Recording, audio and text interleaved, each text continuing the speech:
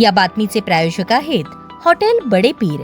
आमचा पत्ता विजापूर वेस आणि दुसरी शाखा जिंदाशाह मदार चौक सोलापूर। एका विवाहितेने गोंडस बाळाला जन्म दिला, मात्र प्रसूतीसाठी रुग्णालयात गेल्यानंतर डॉक्टरांना वेगळाच संशय आला। त्यांनी तातडीने महिला व बालविकास विभाग आणि पोलिसांशी संपर्क साधला। त्यानंतर संबंधित विवाहितेचा पती, आई वडील, मामा मामी आणि सासू सासऱ्यांवर फौजदार चावडी पोलीस ठाण्यात गुन्हा दाखल झाला आहे। या प्रकरणामुळे सोलापुरात खळबळ उडाली आहे। मिळालेल्या माहितीनुसार सोलापुरातील एका खासगी हॉस्पिटलमध्ये प्रसूतीसाठी विवाहितेला दाखल करण्यात आलं होतं। बाळंतपणासाठी आलेल्या या मुलीच्या वयाचा कोणताही अधिकृत पुरावा, आधार कार्ड किंवा कागदपत्रे नातेवाईकांकडे उपलब्ध नव्हती। त्यामुळे हॉस्पिटल प्रशासनाला संशय आला। त्यांनी तात्काळ महिला व बालविकास विभाग आणि पोलिसांशी संपर्क साधला। माहिती मिळताच पोलिसांनी हॉस्पिटल गाठून तपास सुरू केला। तपासाची चक्रे फिरली आणि मुलीच्या वयाची कागदपत्रे समोर आली, तेव्हा पोलीसही चक्रावून गेले। प्रसूती झालेल्या त्या मातेचे वयाच्या घडीला अवघे 17 वर्षे 27 दिवस इतके होते,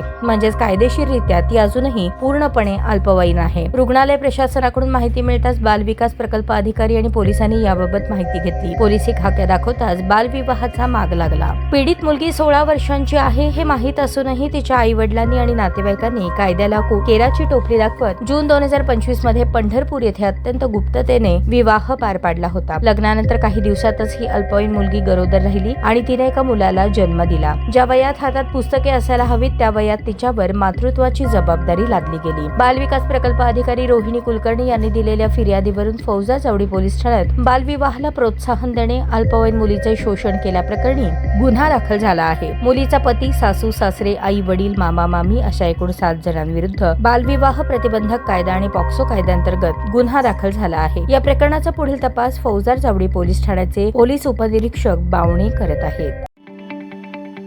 ताज्या बातम्या पाहण्यासाठी प्राईम महाराष्ट्र न्यूज चॅनलला सबस्क्राईब करा।